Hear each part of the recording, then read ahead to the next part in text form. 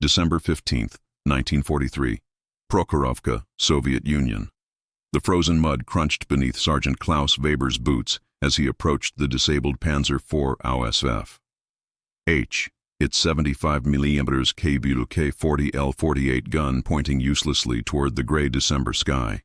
Steam rose from the engine compartment like the dying breath of a mechanical beast. The tank's Maybach HL-120 TRM engine, all 300 horsepower of it, had seized completely during the previous day's engagement, leaving 26 tons of German engineering stranded 847 meters from the Soviet forward positions. Scheisse, Weber muttered, his breath forming white clouds in the 23°C air. The 23-year-old tank commander from Bavaria had lost 3 Panzers in the past month. This one, designated White 7, was supposed to be different. It was newer, better armored, equipped with the latest Schutzen side skirts designed to deflect Soviet anti-tank rounds. But now it sat motionless, a steel coffin waiting for the next artillery barrage. What Weber didn't know was that 200 meters away, behind a collapsed barn, Private Dmitry Volkov was watching through his father's hunting binoculars. The 19-year-old collective farm worker turned Red Army mechanic had been studying German tanks for 8 months, ever since his unit captured a damaged Panzer III near Kursk. While other soldiers cleaned their Mosin-Nagant rifles, Volkov dismantled captured German equipment piece by piece, memorizing every bolt, every wire, every weakness. The morning sun cast long shadows across the battlefield as Weber's crew prepared to abandon their tank. Obergefreiter Hans Miller, the driver, had already removed the machine gun ammunition, 2,100 rounds of 7.92mm Mauser that weighed 63 kilograms. Gunner Friedrich Braun was destroying the radio equipment, following standard Wehrmacht protocol to prevent Soviet intelligence from intercepting German communications frequencies. But what none of them realized was that their mechanical failure wasn't mechanical at all. 3 days earlier, during a nighttime reconnaissance mission, Volkov had crawled 400 meters through frozen mud and snow to reach the German tank park. Using skills learned from his father's tractor repair shop in Stalingrad, before the Luftwaffe reduced it to rubble, he had loosened specific bolts in the engine cooling system of 3 different Panzers. Not enough to cause immediate failure, but sufficient to create gradual overheating that would seize the engines within 72 hours of heavy operation. The technique was brilliant in its simplicity. Volkov had observed that German tank crews performed routine maintenance checks every morning, but they focused on obvious problems: track tension, ammunition storage, fuel levels. They rarely examined the cooling system bolts unless there was visible leakage. By loosening them just enough to create microscopic gaps, Volkov ensured that coolant would slowly escape during combat operations, when engine temperatures reached their peak. Herr Sergeant, called Unterscharführer Otto Richter, the tank's loader and youngest crew member at 18. Should we set the demolition charges? Weber hesitated. Standard procedure required destroying disabled vehicles to prevent enemy capture. But something felt wrong. The engine failure had been too sudden, too complete. His mechanical training at the Panzer School in Putlos had taught him to recognize different types of engine problems. This wasn't normal wear or combat damage. This was systematic failure. From his concealed position, Volkov watched the German crew debate their next move. He counted 4 men around the tank, which meant the radio operator was likely still inside. Soviet intelligence had identified this particular Panzer unit as part of the 11th Panzer Division, veterans of the Eastern Front who had participated in Operation Barbarossa. Their tactical knowledge was invaluable, but their equipment was even more precious. The Red Army was desperately short of effective anti-tank weapons. The standard 45mm anti-tank gun could barely penetrate the frontal armor of newer German tanks, requiring Soviet crews to target the thinner side and rear armor, a dangerous proposition that often resulted in the destruction of the Soviet gun and its crew. A captured Panzer IV, however, could be turned against its former owners with devastating psychological effect. What Weber's crew didn't know was that Volkov had spent the previous night preparing for this exact scenario. Hidden in the ruins of a collective farm storehouse, he had assembled a toolkit specifically designed for rapid tank recovery, replacement coolant hoses, engine oil, hydraulic fluid, and most importantly, detailed diagrams of German tank systems copied from captured technical manuals. The irony was profound. German engineering, renowned for its precision and reliability, had been turned against itself by a Soviet farm boy who had learned mechanics from repairing tractors and threshing machines. The same attention to detail that made German tanks superior to their Soviet counterparts also made them predictably vulnerable to someone who understood their systems. As the morning progressed, Weber made a fateful decision. Instead of destroying the tank immediately, he ordered his crew to attempt one more repair. The nearest German recovery vehicle was 12 kilometers away, and radio contact had been sporadic due to Soviet jamming. If they could restore engine function, even temporarily, they might be able to withdraw to friendly lines. "Muller, check the cooling system again," Weber commanded. "Braun, examine the fuel lines. Richter, inspect the electrical connections." This was exactly what Volkov had hoped for. German tank crews were methodical, thorough, and predictable. They would follow their training manual step by step, which meant they would eventually discover the loosened cooling system bolts. But by then, Volkov would be ready. The young Soviet mechanic had positioned himself to observe the entire repair process. When the Germans inevitably found the sabotage evidence, they would assume it was the work of Soviet partisans, irregular fighters who operated behind German lines. They wouldn't expect a direct assault from a single Red Army soldier armed with nothing more than mechanical knowledge and audacious planning. At 10:47 a.m., Muller made the discovery that changed everything. "Herr Sergeant," the driver called out, his voice carrying a mixture of anger and disbelief.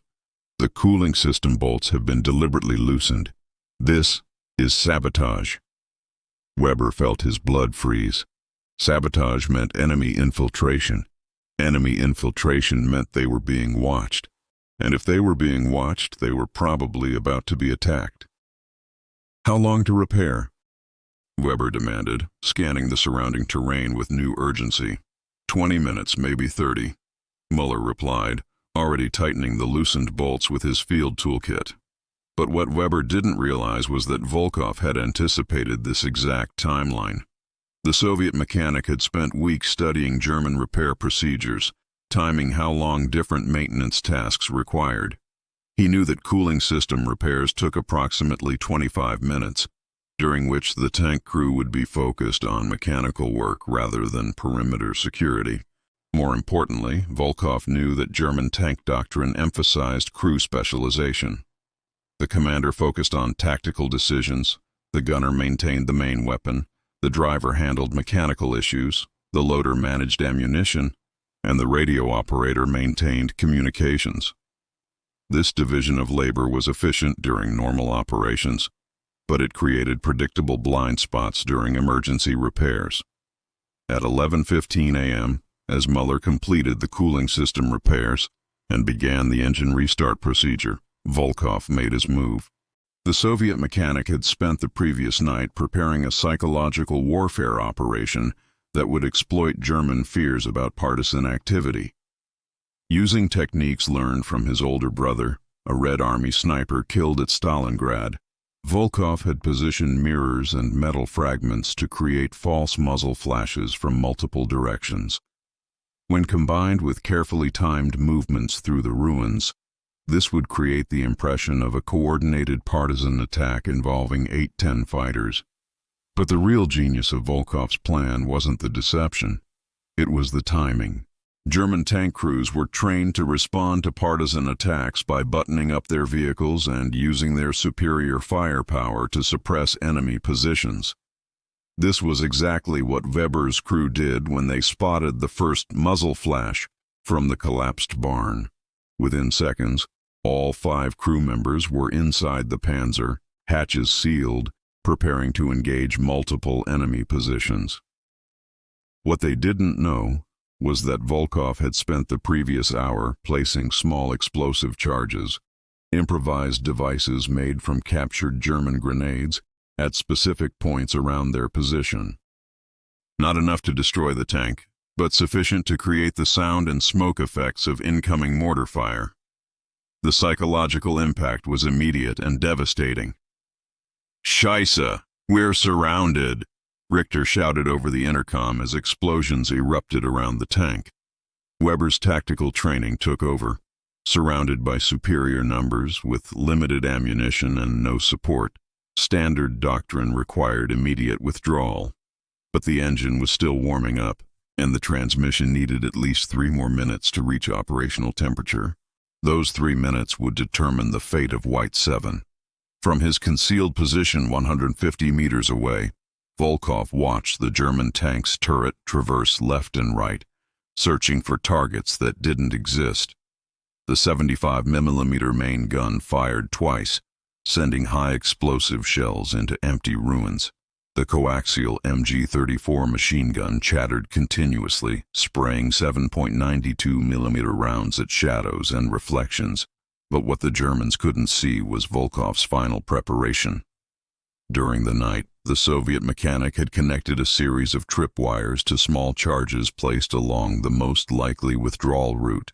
When the German tank inevitably attempted to retreat, these charges would detonate in sequence, creating the impression of a coordinated anti-tank mine attack.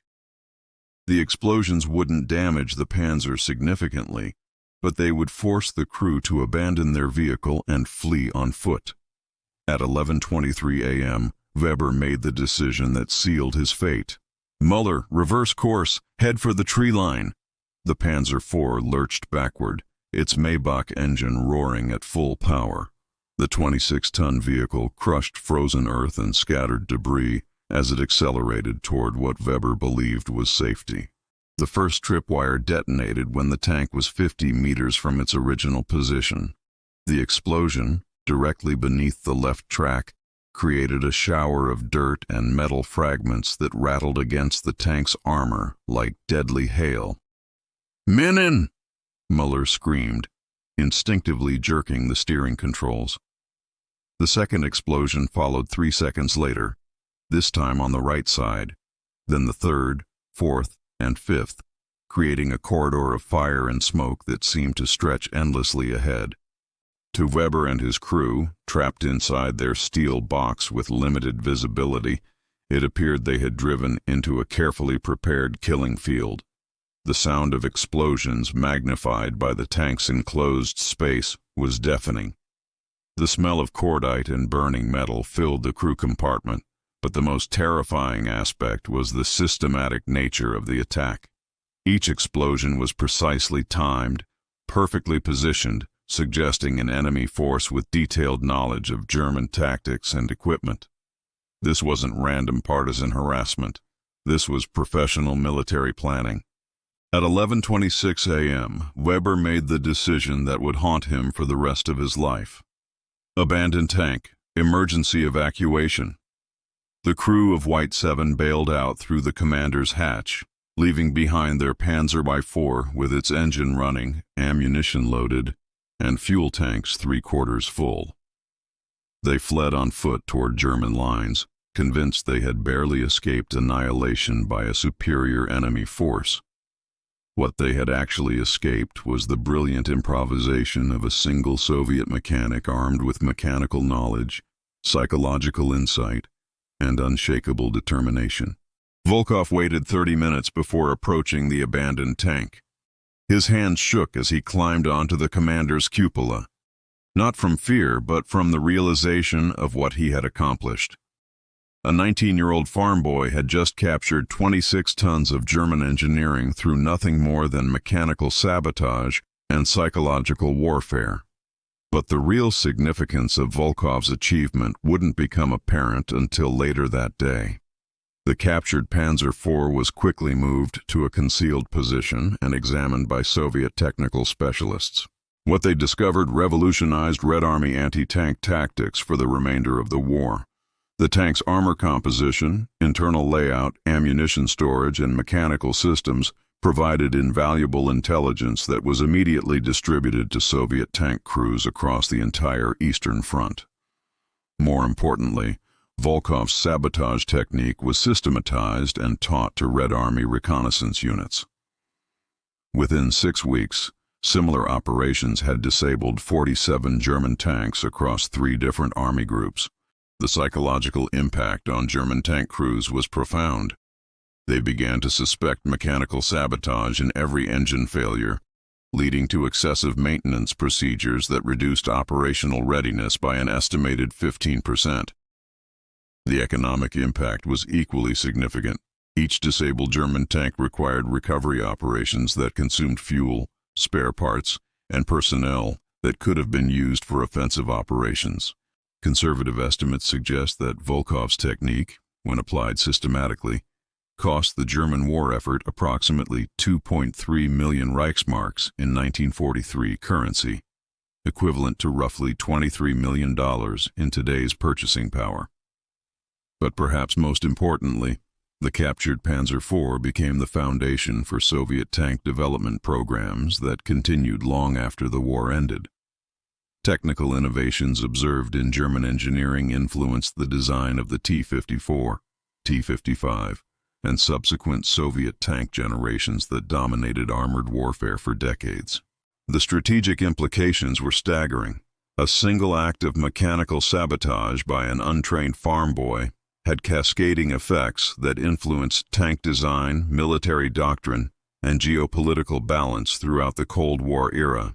On December 16, 1943, exactly 24 hours after Volkov's operation, the captured Panzer IV was repainted with Soviet markings and deployed against its former comrades. The psychological impact on German forces was immediate and devastating. Soldiers reported seeing ghost tanks, German vehicles that had somehow been turned against them. Wehrmacht intelligence spent considerable resources investigating these reports, diverting personnel and equipment from frontline operations. The mere possibility that captured German tanks were being used by Soviet forces created paranoia that affected German tactical planning for months. But what made Volkov's achievement truly remarkable was its simplicity. No advanced technology, no complex planning, no large-scale military operation, just mechanical knowledge, careful observation, and the courage to act when the opportunity presented itself. The young Soviet mechanic had demonstrated a fundamental truth about warfare. Technical superiority means nothing if the enemy understands your weaknesses better than you understand your strengths. German tank crews were superbly trained, their equipment was technologically advanced, and their tactical doctrine was proven effective. But they had become predictable in their excellence, following procedures so systematically that a clever opponent could exploit their very competence against them. Volkov's operation also highlighted the importance of individual initiative in military operations. While generals planned massive offensives involving hundreds of thousands of soldiers, a single mechanic with the right knowledge and determination had achieved strategic impact that influenced the entire course of the Eastern Front. The ripple effects continued long after the war ended. Soviet military academies studied Volkov's operation as an example of asymmetric warfare, using unconventional methods to overcome conventional superiority. The techniques he developed influenced Soviet special operations doctrine throughout the Cold War. American and British intelligence services eventually learned about the operation through captured German documents and post-war interrogations. The psychological warfare aspects were incorporated into NATO training programs, while the mechanical sabotage techniques were studied by special forces units worldwide. But perhaps the most profound impact was on the individuals involved. Weber survived the war and returned to Bavaria, where he spent the rest of his life as a mechanical engineer. He never learned the true identity of his opponent, but he never forgot the lesson. In warfare, as in life, the most dangerous enemy is often the one you never see coming. Volkov continued serving as a tank mechanic until the war's end, participating in the liberation of Poland and the final assault on Berlin. He was awarded the Order of the Red Star for his technical innovations, though the specific details of his December 1943 operation remained classified for decades. After the war, Volkov returned to his collective farm and spent 30 years repairing tractors and agricultural equipment. He rarely spoke about his wartime service, but neighbors occasionally noticed him studying mechanical diagrams with unusual intensity, as if searching for weaknesses that only he could see. The abandoned Panzer IV, meanwhile, continued its service with the Red Army until May 1945. It participated in 17 major engagements, destroyed 11 German vehicles, and survived the war intact. Today, it sits in a museum in Volgograd, its German markings long since painted over, its true history known only to military historians and the few surviving veterans who remember. The story of White 7 became legend among Soviet tank crews, passed down through generations of armored warfare specialists. But the real lesson wasn't about mechanical sabotage or psychological warfare. It was about the power of knowledge, properly applied. In an age of technological warfare, where victory often goes to the side with superior equipment and training, Volkov had demonstrated that human intelligence and determination could still overcome material disadvantage. He had proven that understanding your enemy's strengths could be more valuable than possessing superior weapons. The December 1943 operation near Prokhorovka lasted less than 4 hours from start to finish. But its impact resonated through decades of military history, influencing tank design, tactical doctrine, and strategic thinking on both sides of the Iron Curtain. Today, as military planners grapple with cyber warfare, drone technology, and artificial intelligence, Volkov's story remains relevant. The fundamental principles he demonstrated, know your enemy, exploit their predictability, use their strengths against them, are as applicable to modern warfare as they were to tank combat in 1943. The greatest victories often come not from overwhelming force, but from understanding the hidden vulnerabilities in apparent strength. Sometimes the most sophisticated machine can be defeated by someone who simply knows which bolt to loosen. In war, as in life, the most dangerous opponent is not the one with the biggest weapon, it's the one who understands how your weapon works better than you do.